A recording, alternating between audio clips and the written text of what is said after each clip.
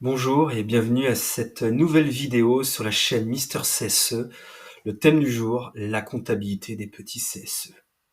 Car moi qui suis formateur régulier, je le vois, ça ne va pas. Ça ne va pas. Trop de fois, je constate des CSE de petite taille qui ne respectent pas les obligations comptables définies par l'autorité des normes comptables pour les CSE de petite taille. Et c'est important de le faire, au moins pour la crédibilité, votre légitimité. Donc, l'objet, c'est de voir en quelques questions quelles sont les choses auxquelles il faut faire attention. Pour cela, j'ai prévu un petit quiz rapide. En gros, la compta du CSE en 13 questions. C'est parti. Vous verrez, il y a deux choses à voir, la compta du quotidien et la compta de fin d'année. Première question à aborder, le CSE doit obligatoirement avoir un expert comptable à partir de quel seuil de subvention perçue? Subvention de fonds plus subvention des œuvres. Donc ça, on connaît la règle, c'est 153 000 euros par an. Le son est un peu fort, hein. On va le baisser. Tac. 153 000 euros par an. Effectivement, c'est à partir de là qu'on va dire que vous êtes un CSE d'une certaine taille. Tous les autres, ça veut dire que tous les CSE qui font moins de 153 000 euros de subvention par an, fonctionnement et œuvres sociales, sont considérés comme des petits CSE et ont une comptabilité beaucoup plus simple à tenir. Au-delà de 153 000 euros par an, il vous faut carrément une vraie organisation comptable comme une entreprise et un expert comptable va devenir obligatoire. Rien de tout, aucun expert comptable n'est obligatoire si vous avez moins de 153 000 euros de subvention par an. Ça, c'est la première chose. Deuxième question. La comptabilité doit distinguer les opérations relatives au fonctionnement et seules relatives aux œuvres sociales. Tout à fait vrai. C'est effectivement vrai, c'est la base de la comptabilité du CSE. C'est beaucoup plus simple finalement. En plus à faire, vous savez que vous avez deux budgets, un budget d'un fonctionnement, un budget des œuvres sociales. C'est obligatoire du coup. Le plus simple est d'avoir deux comptes bancaires séparés. Et il vous faut tenir deux feuilles comptables. Je vais vous les montrer du coup. J'ai créé un petit applicatif Excel assez simple pour tenir compte de cette comptabilité-là. Il vous faut du coup deux feuilles Excel. La compta du quotidien du CSE, c'est extrêmement simple. Il suffit tout simplement de reprendre le relevé bancaire. Le relevé bancaire reçu par le CSE. Un pour le fonctionnement. Alors le mot officiel, c'est activité économique et professionnelle. Voilà, activité économique et professionnelle, c'est la même chose que fonctionnement. Et le deuxième feuille, ça va être activité sociale et culturelle. Vous n'avez qu'à faire un copier-coller de ce qu'il y a dans le relevé bancaire. La date, débit pour les sorties d'argent, crédit pour les entrées d'argent, une colonne solde pour faire le cumul. Et la seule chose qu'on vous demande, c'est un libellé un peu plus précis qu'est-ce qu'il y a dans le relevé bancaire. Plutôt que de mettre chèque numéro, mettez de quoi il s'agit. Voilà. Il est recommandé d'ailleurs de remettre d'ailleurs le numéro de chèque si vous avez payé par chèque. Donc le minimum obligatoire, c'est ces colonnes-là. Les colonnes qui suivent, c'est pour votre organisation interne. J'y reviendrai. Et on fait donc pareil pour le livre des activités sociales et culturelles. Eh bien écoutez, on va pouvoir répondre à une question suivante. Vrai ou faux? Les CSE de moins de 153 000 euros de subvention doivent tenir une comptabilité en respectant le plan comptable général, c'est-à-dire avec des numéros de compte. Et bien ça, c'est complètement faux. C'est totalement faux. Ça, c'est pour les entreprises, avoir un plan comptable avec des numéros de compte numérotés de 1 à 7, et pour les CSE de plus de 153 000 euros de subvention. Les deux feuilles Excel que je viens de vous montrer, il n'y a que ça pour la compta du quotidien qui est obligatoire. Nul besoin d'insérer des numéros de compte d'un plan comptable général.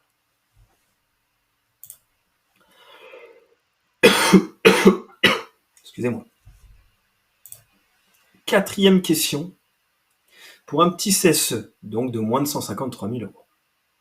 Si j'achète des choses en décembre N, mais que je les paye, on me les livre en N, et je les paye en N+1 l'an prochain, et je clôture mes comptes 31 décembre. L'opération doit être enregistrée en quelle année? L'année de livraison et de facturation ou l'année de paiement? Eh bien, sachez-le, on est sur l'année N+1. C'est important à dire. La compta est une compta de trésorerie. Ça s'appelle une comptabilité ultra simplifiée. Vous ne vous reprenez que le relevé bancaire. Et le relevé bancaire est basé sur de la trésorerie.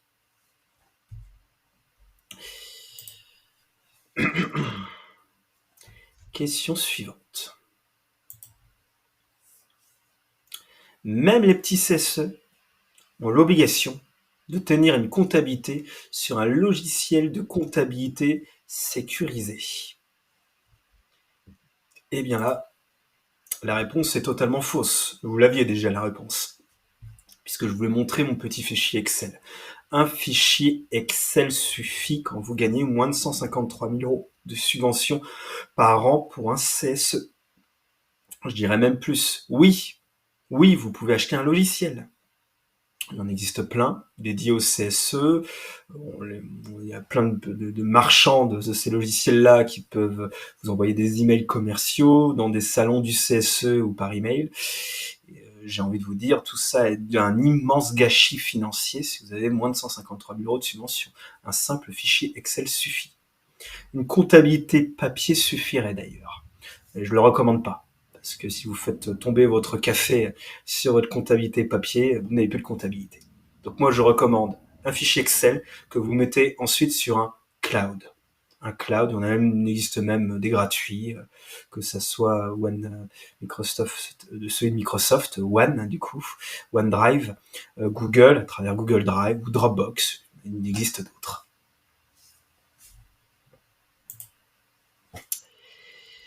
Question suivante, la 6e. Les petits CSE doivent établir chaque année des comptes annuels, un bilan actif-passif et un compte de résultats produits et charges. Alors ça existe, pas de souci, pour les entreprises, mais ce n'est pas ce que l'on demande pour un petit CSE. Pour un petit CSE, on va quand même vous demander des documents de fin d'année. Et faites attention, il y a une trame obligatoire depuis le scandale début des années 2010, notamment avec EDF, où l'autorité des normes comptables s'est penchée dessus. Et maintenant, il y a des normes comptables bien définies et une trame à compléter. Trame qu'on va voir. Mais bilan, compte de résultat, c'est par contre ce qu'on va demander pour un CSE de plus de 153 000 euros de subvention. Et évidemment, on va parler ensemble des documents comptables obligatoires. 7e question. Quels sont justement ces documents de fin d'année à produire par un petit CSE? Déjà, l'équivalent d'un compte de résultat, c'est l'état des recettes et des dépenses. On ne va pas parler de produits et charges, mais des états recettes et dépenses. L'équivalent d'un bilan actif-passif, ici, ça va s'appeler situation patrimoniale. Et le dernier document, ça va être le rapport annuel d'activité et de gestion. Donc 3 documents de fin d'année à produire. Est-ce qu'ils sont complexes? Non. Est-ce qu'il y a besoin d'avoir fait des études comptables pour pouvoir faire ça? Absolument pas. Une simple petite formation, que je vous propose d'ailleurs, ne vous suffit largement. Voilà. Je rappelle aussi que quand on est petit CSE, un CSE n'a pas besoin d'un commissaire aux comptes. Même ceux qui dépassent 153 000 euros, pour avoir l'obligation d'avoir un commissaire aux comptes, il faut dépasser des seuils qui sont bien plus élevés que ça. Notamment un niveau de subvention qui dépasse 3,1 millions d'euros à l'année. Il faut quand même y aller. Là, on est quand même dans du CSE de multinationale, généralement. On n'y est pas ici. Enfin, c'est pas le CSE dont je traite dans cette vidéo-là.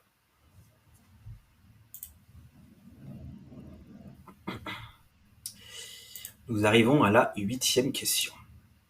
L'exercice comptable d'un CSE doit obligatoirement être identique à celui de la société. Et bien ça, c'est totalement faux. Vous avez besoin de choisir un exercice comptable. Le plus simple, c'est probablement 1er janvier, 31 décembre. Vous pouvez mettre le même que celui de votre entreprise si c'est pas l'année civile, ou il y en a qui mettent aussi à des dates proches de la date de leur élection. C'est vous qui choisissez. Moi, par simplification, de base, je propose 1er janvier, 31 décembre. Mais c'est vous qui faites comme vous le sentez, comme ça vous semble pratique. Et peut-être par continuité avec l'ancienne équipe. On continue avec une 9e question. Le règlement intérieur du CSE doit obligatoirement fixer la date d'arrêté des comptes. Eh bien ça, c'est totalement vrai. Comme vous le savez, un CSE, quelle que soit sa taille, enfin non, je dis des bêtises, à partir de 50 salariés. Tout ce qu'on voit là, c'est à partir de 50 salariés, sans dépasser 153 000 euros de subvention. Mais même ceux qui dépassent 153 000 euros, au-delà de 50 salariés, doivent avoir un règlement intérieur du CSE qui fixe notamment la date d'arrêté des comptes, c'est-à-dire la date à laquelle le trésorier du CSE doit présenter au reste de l'équipe du CSE, au reste des élus, les comptes annuels qu'on vient de voir, l'état des recettes et des dépenses, la situation patrimoniale et le rapport de gestion, le rapport d'activité. Voilà, alors moi généralement je préconise de le faire dans les 2-3 mois de la fin de l'année comptable, si vous clôturez 31 décembre, fin février, allez fin mars pour avoir le temps pour le faire, ça me semble très bien. En tout cas, c'est un des articles obligatoires du règlement intérieur du CSE. Il y a très peu d'articles obligatoires, celui-ci en fait partie. 10. Dans un CSE, lorsqu'il y a plus de recettes que de dépenses. Ça, c'est l'état des recettes et des dépenses. Comment ça s'appelle dans un CSE?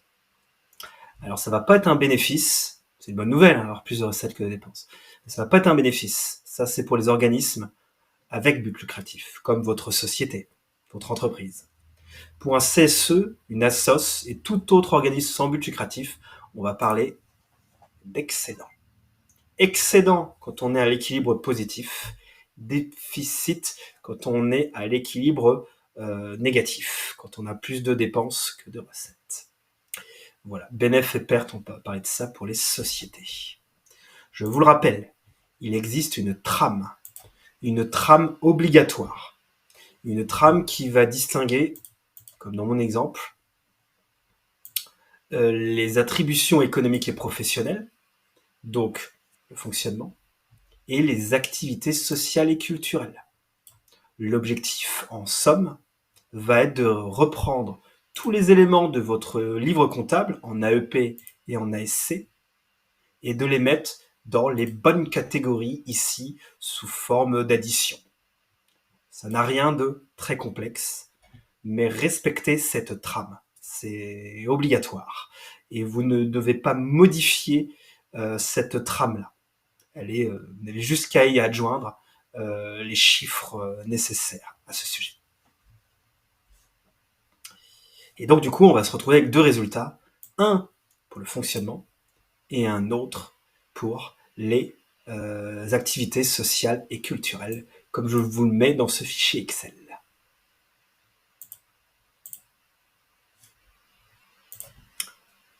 On va passer maintenant à l'autre document, le 11e question. L'état annuel de situation patrimoniale, donc l'équivalent d'un bilan. Il y a quoi dedans? Eh bien, il y a non pas les dépenses de l'année, parce que ça, ce sont des dépenses dans le premier document, état, recettes, dépenses. Mais par contre, vous allez y mettre tout ce que le CSE possède. Et il possède quoi, votre CSE? Des biens et des placements, un ordinateur, par exemple, des disponibilités, donc des comptes bancaires, et peut-être qu'en fin d'année, il vous reste des billets. Oula. Ah, j'ai mal cliqué, vous voyez. Je voulais cliquer sur les stocks de billets, j'ai du mal à le faire, il n'a pas retenu. Bon, j'ai une mauvaise réponse. Tant pis. Donc en tout cas, tous ces éléments-là, biens, disponibilité et stock de billets et cartes cadeaux qui vous resteraient à la clôture, ça doit être mis dedans. Et pareil, il existe une trame officielle pour le CSE en fonction de l'autorité des normes comptables. Donc, vous voyez, je vous ai mis ici l'état de situation patrimoniale selon le règlement ANC.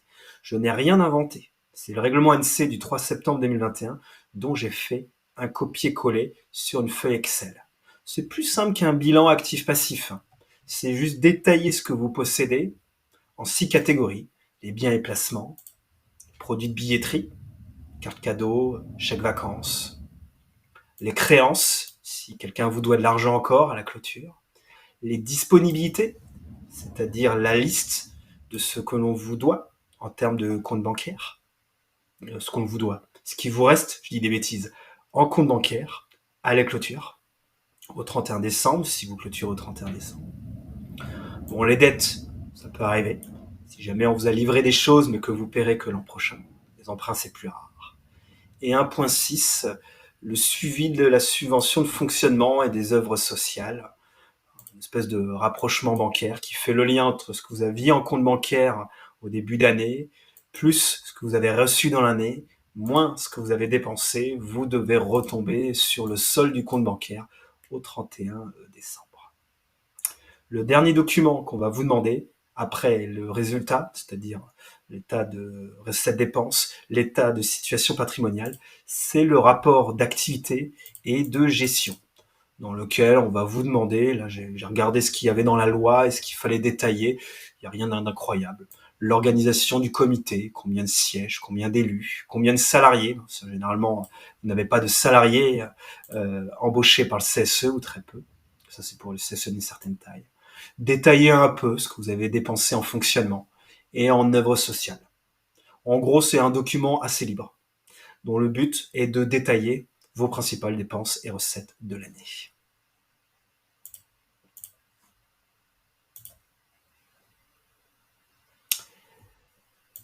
On arrive à la 12e question. Chaque année, le CSE doit approuver ses comptes annuels et réaliser un procès-verbal, un peu comme une assemblée générale d'une société. Eh bien ça, c'est tout à fait vrai. Vous devez approuver les comptes annuels. C'est obligatoire. Moi, je recommande de le faire juste après l'arrêté des comptes, donc fin mars, si vous clôturez 31 décembre, mais la loi stipule qu'elle vous laisse un délai qui dure jusqu'à 6 mois. Et 6 mois, moi, ça me paraît bien long. Et il vous faut un procès-verbal. Je vous recommande de faire ça en réunion interne. Vous n'êtes pas obligé de le faire avec l'employeur. Ça peut être une réunion interne où le trésorier présente les documents d'un fin d'année et on va valider les comptes. Ici, on va approuver les comptes. Et c'est également le moment aussi de faire cette fameuse règle, comme vous le savez souvent, qui vous permet de transférer 10% de l'excédent de fonctionnement en œuvre sociale. C'est à ce moment-là notamment qu'il faut le faire. Voilà là-dessus. Et on arrive à l'ultime question. La 13e.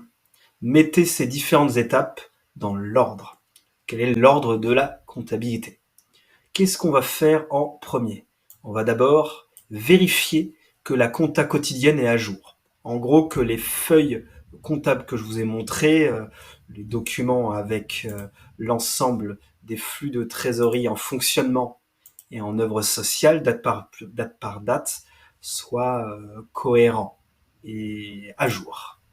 Ensuite, on va réaliser les comptes annuels, c'est-à-dire les 2 feuilles Excel que je vous ai montrées, le résultat du petit CSE, donc les recettes et dépenses, et le bilan, effectivement, de l'état annuel de situation patrimoniale. Troisio, qu'allons-nous faire ensuite? On va effectivement approuver les comptes, ça c'est bien mis, on va approuver les comptes annuels, faire une petite réunion, et on va terminer par mettre à la connaissance des salariés. Car peut-être est-ce que vous le savez, une fois par an, vous avez l'obligation légale d'informer les salariés de l'état de situation de vos comptes. C'est obligatoire. Le plus simple est de faire un simple affichage. Pas forcément des documents qu'on vient de voir, mais un document plus simple. moi je recommande un document de ce genre-là, un document avec un petit baratin disant ce qui vous reste en compte bancaire et dans vos livrets, si vous avez des livrets, et de mettre dans un tableau assez simple quelles ont été les principales recettes et dépenses de l'année en trois quatre lignes, et mettre en évidence les excédents en fonctionnement et en œuvre sociale. Voilà là-dessus. Et donc j'en ai terminé avec cette petite présentation sur les obligations légales de comptabilité des petits CSE. Écoutez, j'ai eu 12 bonnes réponses sur 13.